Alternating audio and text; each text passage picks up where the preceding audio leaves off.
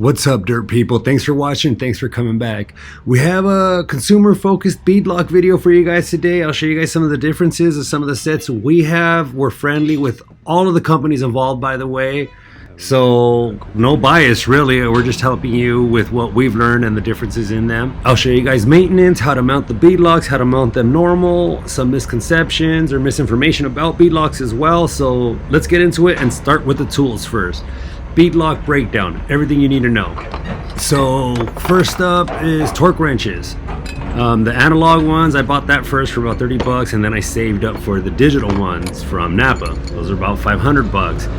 The valve stem puller also, that's like a $20 version. The $10 version doesn't work. I bought this one and it broke right away on the first set. This is not mandatory, of course, but an impact driver is nice. Valve stem remover, also not mandatory, but nice to have. And your sockets for your impact, your soap.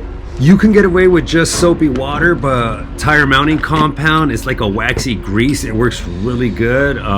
But like I said, you can get away with just soapy water. I use a towel for protection. My 2 bars, 50 bucks each. You only need one. And this tool made it possible from Tire Service International. It's basically just for de-beading. So unboxing video time, I guess. These are the Innovate Racing USA G400 series. Brand new for the midsize now, for Colorado, ZR2s, all that stuff. Those are all the instructions. They come with decals. And the owner over there takes a bunch of pride in his packaging. He does a good job. I kind of feel bad. I boogered this unboxing a little bit. And speaking of taking pride in your work, these are made here in the US, sourced locally. And he also throws in like extra bolts. These are grade 8 bolts. Usually you only get what you need, and if you break one or if you lose a washer, you're kind of in a spot. He gives you extra stuff, so that's nice. And also really quick, this is a good thing. I thought it was a bad thing. See all those marks? There's multiple ones all around. They're contact points from the anodizing. I thought it was flaws or imperfection. The more it has, the more even coating you're gonna get. And you don't have to anodize them. You could powder coat them or whatever, but check out the machining on them. The anodizing preserves that. Even on the rear look of the ring, check out that pattern that it's got. It leaves it imprinted on the tire. You'll see later on when I take one off. And it's not just on the ring, there's machining on the lip as well. So I'll get into differences now. This is the stock entry-level ZR2 wheel, much better than the black ones if you get the midnight or dusk edition. They weigh 26 pounds. They are aluminum, they're super strong. The only drawback is they have factory offset. So if you do shock upgrades or bump stops, you're not gonna have clearance if you do tire size upgrades as well. And then these are some of my favorite wheels as far as consumer market goes. Check the lip, they're beadlocks. They can be run as standard or with rock guards. The lip's not machined, but I don't know, you don't really need it. That's more of a race application, but it is nice to have. These have 0 offset. They have a 2500 load rating. They come in at 28 pounds, I think. And the hardware, if you go with beadlocks, should be a forged ring, making them super competitive for their price and for their weight. And these are the first set of beadlocks we got. They're the AEV Crest dual sport wheels. I'll unpack that in a second. That means they're hybrids. You could run them also with the rock guard, run them standard, or run them with beadlocks. They're made out of cast aluminum, but they're super heavy because they're overbuilt, because they're a racing wheel.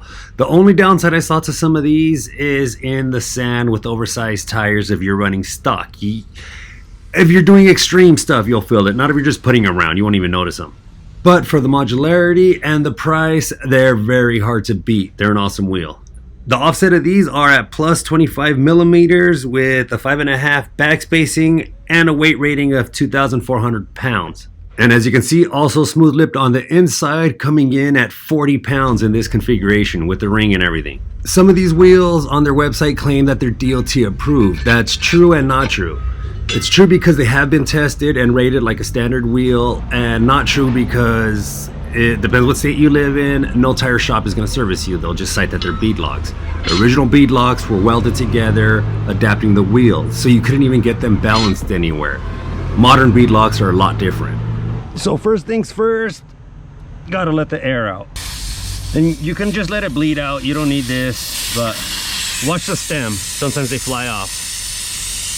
All right, so all the air is almost out. The trick to beadlocks is starting with the back. Leave the ring. I know you want to take it off, but you don't need to. So this is the hand tool tire debeater from Tire Service International. It's awesome. It's around 300 bucks. The way I do it is I just do them by hand until I can save up for the tools that I really want. All right, so this, you just kind of get it at a weird angle. Start in the middle and you push down.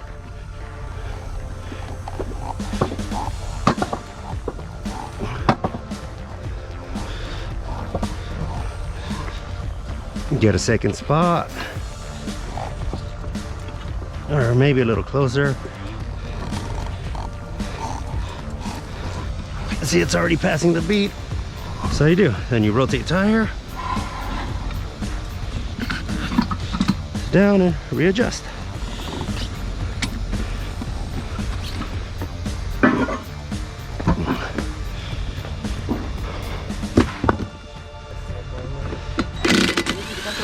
Ya, es un pedo esta madre.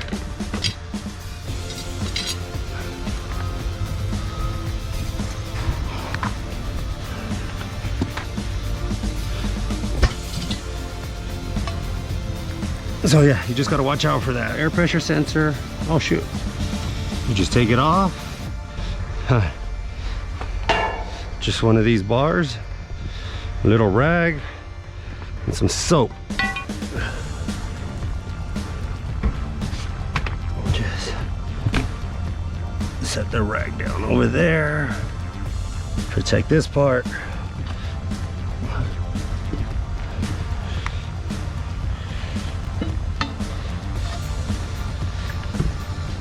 See, that's all you do.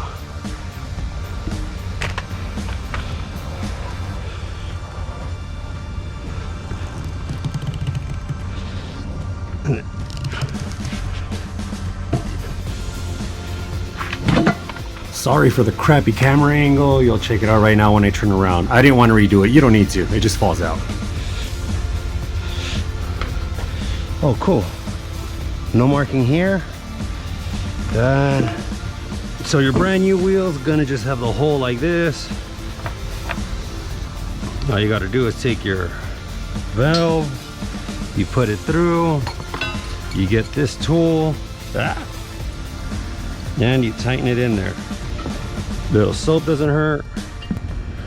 Then you pull it through. You're supposed to be able to do this, but you always damage the wheels.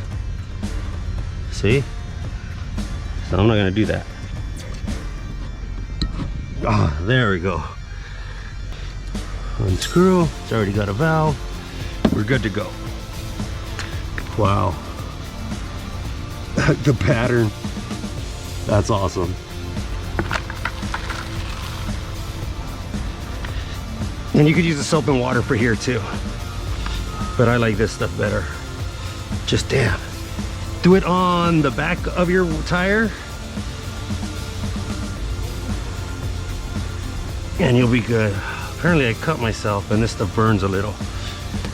And then I want this part out. So I'm just gonna drop it in here. So practice makes perfect. I did all the other ones right, and the one I'm trying to show you guys, I did it wrong. And if you're lucky, you can get it with no tools, but we're not so lucky. So we were putting a set on Hector's ZR2 as well, and my dumb ass tried to record for you guys, and I put it on backwards also. It's a lot of loot, bro. For the weekend? Yeah, fool. It's quarantine, fool. It looks like it's working a little.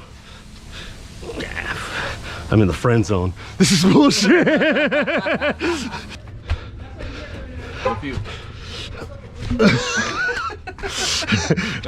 Try to pile driver? Yeah, okay. They should fall, eh? They should, pero remember the stupid tire? I tried it the right way too. You're doing it backwards. I know. I tried the other way. I mean, it goes the other way. You're doing it the wrong. No, the rim. Oh, do you want me to turn over? That's the only way it goes. This is gonna slice it. What? Watch. What's gonna slice it? The tire, you're gonna see right now. So the Toyos are a little bit tighter because they're a racing tire, and the machining on the wheel cuts the other tires, which is why I was looking for alternative methods. The machining right here, look, the edge. Huh? Yeah. What slice is it? You'll see. You'll never put it on the other way. Neta? Well, I almost never. Yeah. Before it goes on. Oh, yeah. So I did, yeah, You'll never put it on the other way. Never. We'll come back to the tire shop in a bit. For now, let's go back to mounting the original wheel that already messed up, but it's good from here on out. So it's perfect. So let's put the valve stem in, or the sensor in. So now their sensor valve, you just put it in there and you just tighten it down.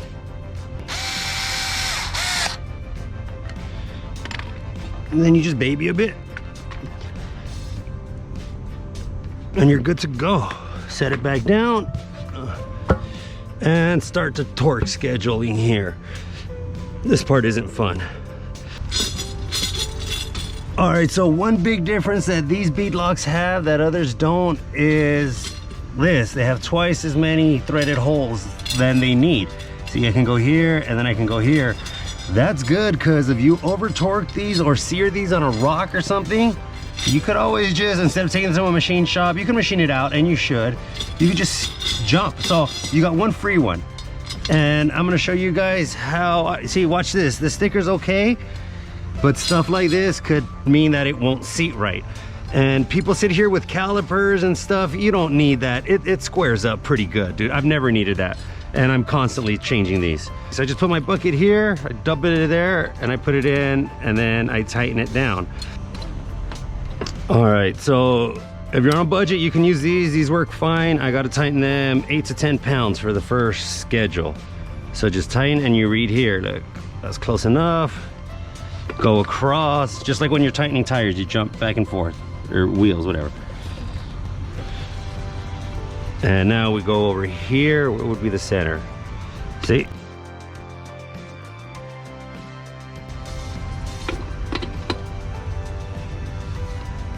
And back over here. Oh, this one's loose.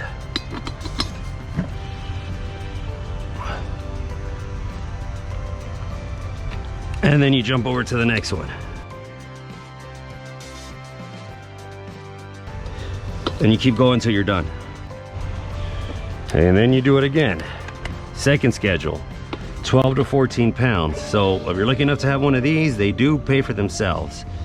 Just go till you hear the beeps. Then you jump over to the next one. And same cross pattern. See, this one you could just work faster because the sound. Okay, for the final schedule, it says 20 to 22 pounds, so I'm going in the middle. And same thing, I won't bore you with this, you guys already know. Just go till you hear the solid beat. Come on, whatever, it's close enough. I just kind of get them close enough, and then also just like when you're mounting tires or changing tire, whatever, I just, after the cross schedule, I just go back and give all of them, just make sure they're at the desired pressure. Also, a lot of guys worry about maintenance on the beadlocks. Some people say every trip, some people say every 1,000 miles. On the instructions here, it says the first 100 miles, and after that, every 250 miles. That's just liability talk. Honestly, with all the sets we've had, you're safe just doing it every time you go out, if you go out about once a month. But yeah, just give them a check, just tighten them down. I've been lazy and neglected them and haven't suffered any consequences for that. So do it at your own risk. But yeah, before you go out, just check them. So I'm gonna finish up here, all at 21, and then we're gonna air her up and we're ready to go. And if you wanna check for air leaks, it's not a bad idea to do this. You don't need to. The valves sometimes leak. So now that you're done, if they're going back on your daily driver, you gotta drive down to any tire shop and have them balanced. Beadlocks or not, they will balance them. And if you're lucky to be in the area, you can make an appointment and have the beadlocks mounted in 2 locations. I'll put the numbers for. And now for mounting normal. Okay, so the differences for this is I greased up both sides of the tire So it's already in. And you want to start on the valve also, just to make sure the bar's not going to get it. So you get it in close, you just kind of step on it right there. You stand on this one, and then you just nudge it in. Like, you make sure the bar, and again, you could do this with a crowbar. I wouldn't, but you can. And you just kind of get it in. There's only one tip to know about this. See, as I get more of the tire in over the rim, my clearance here goes away. I need to be able to get this bar. The only way you can mess this up is if you go too far and not leave enough clearance for you here. So as you're getting close, just inch her in. Make sure you can slide the bar over.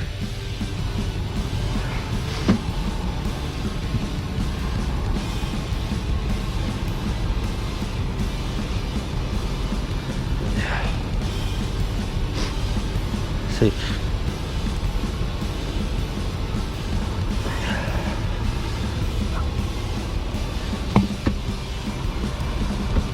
Uh-oh. So that might be okay. Yeah. We're good to go. So that's it, guys. Thanks for watching. Please subscribe, like, and share if you found this interesting, and we'll keep torture testing all of these. We got a bunch of cool dirt stuff coming up. I'm behind on editing. Big shout out to everyone from Relations Race Wheels, AV, Chevrolet Performance for the stock wheels, and of course Innovate Racing USA that made this possible. Until next time, keep upgrading, keep learning how to use your tools, and keep it dirty.